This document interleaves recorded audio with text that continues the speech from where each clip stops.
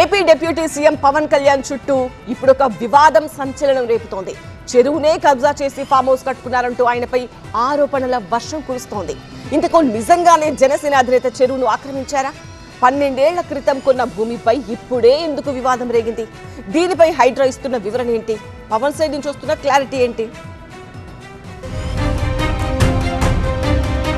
జన్వాడ కోడి చెరువు ఇన్నాళ్లు పెద్దగా తెలియని పేరు ఇప్పుడు ఓవర్ నైట్ లో చర్చనీయాంశమైంది. శంకర్పల్లి మండలం జన్వాడలో ఉన్న కోడి చెరువు చుట్టూ బఫర్ జోన్ ను ఆక్రమించి భూమి చుట్టూ ఫెన్సింగ్ కంచె వేశారంటూ AP deputy CM Pawan Kalyan పై కబ్జా ఆరోపణలు చుట్టుముట్టాయి. 10 ఎకరాలకు పైగా ఉన్న సిక్కం భూమిది. పవన్ కళ్యాణ్ ఫామ్ హౌస్ కూడా ఇక్కడే ఉంది. చెరువు పక్కనే ఉన్న కట్టమైసమ్మ గుడిదారిని కూడా మూసేస్తూ కంచె వేశారని ఆరోపించారు. అయితే ఆ భూమిని పవన్ కళ్యాణ్ చట్టబద్ధంగా కొనుగోలు చేశారని, రిజిస్ట్రేషన్ డాక్యుమెంట్ల ప్రకారమే ఫెన్సింగ్ వేసుకున్నారని జన సైనికుల వెర్షన్.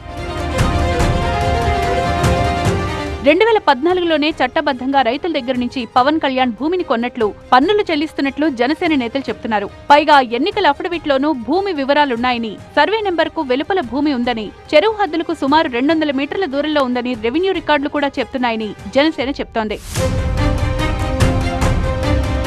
ఈ వివాదంపై ఇప్పటికే హైడ్రా స్పందించింది కూడా. చట్టవిరుద్ధంగా భూమికి ఫెన్సింగ్ ఉంటే వెంటనే తొలగిస్తామని, దానిపై విచారణ జరుగుతోందని తెలిపింది. అయినా విమర్శలాగకపోవడంతో ఏపీ డిప్యూటీ సీఎం కబ్జా ఆరోపణలను తిప్పికొట్టారు. నిజంగా తాను కబ్జా చేశానని నిరూపిస్తే ప్రభుత్వానికే రాసిస్తానని సవాల్ విసిరారు. తెలంగాణ ప్రభుత్వానికే చెప్తున్నా, పవన్ కళ్యాణ్ గనుక ఆ చెరువుని మీరు ఒక చెరువును ఆక్యుపై చేసుకున్నాడంటే సంతోషంగా చెప్తున్నా, ఈ రోజున తెలంగాణ ప్రభుత్వానికి రాసి ఇచ్చేస్తున్నారు. నాకు గోశాల ఉంది, అక్కడ ఒక 60-70 గోవులు ఉంటాయి. ఇక్కడ వాటి గడ్డి కోసం ఉంటది. తెలంగాణ ప్రభుత్వానికి చెప్తున్నాను, ప్రైవేట్ స్థలాల్లోకి వస్తే it is a criminal trespass, criminal defamation, mischief with mala fide intention, propagating misinformation for causing unrest and regional differences.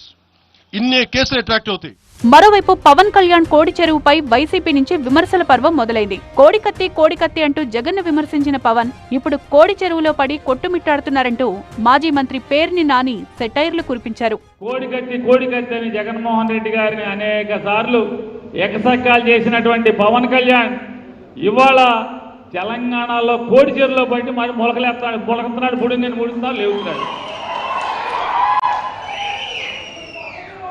ఆ కోడి చెరువులో పడి తన్నుకు చేస్తున్నాడు ఆయన పవన్ కళ్యాణ్ గారు. అంటే కోడికత్తి అన్నాడు, ఇవాళ కోడి చెరువులో పడి మునకలేస్తున్న పరిస్థితి మనం చూస్తున్నాం.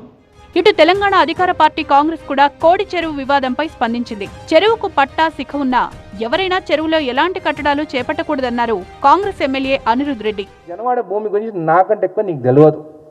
అది మా మక్తా ఊరు. గండిపేట డ్యామ్ కడితే మా భూములే మునిగిపోయినదంట.